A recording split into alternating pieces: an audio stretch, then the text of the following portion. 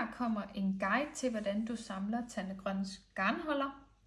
Garnholderen består af de 3 dele her, og man tager først den her del og sætter den her nedover, og så klikker man karabinhagen i hullet her.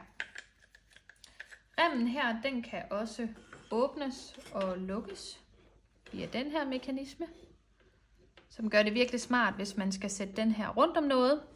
Og en anden smart ting også, det er, at karabinhagen kan dreje hele vejen rundt, så der er god fleksibilitet i garnholderen her. Nu har jeg så lige taget det projekt, jeg er i gang med, og jeg vil gerne have det med på farten.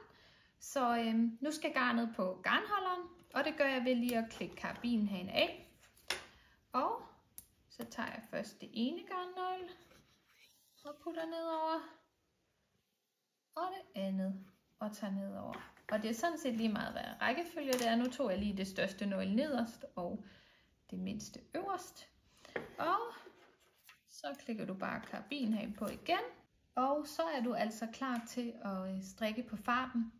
Og det smarte ved garnholderne her, det er jo, at når du strikker på farten, og man normalvis vil have det ned i en projekttaske eller bare nøglerne liggende, så vil garnet på et tidspunkt kludre sammen, og snorene vil kludre sammen. Men det sikrer garnholderen altså, at der hele tiden er styr på nøglerne, og at dit garn ikke kludrer sammen, når du strikker på farten. Nu har jeg lige sat 2 nye garnnøgler på garnholderen, fordi at et lille tip til at bruge den også, det er, at det er vigtigt, at garnet ligger på samme side af stangen her.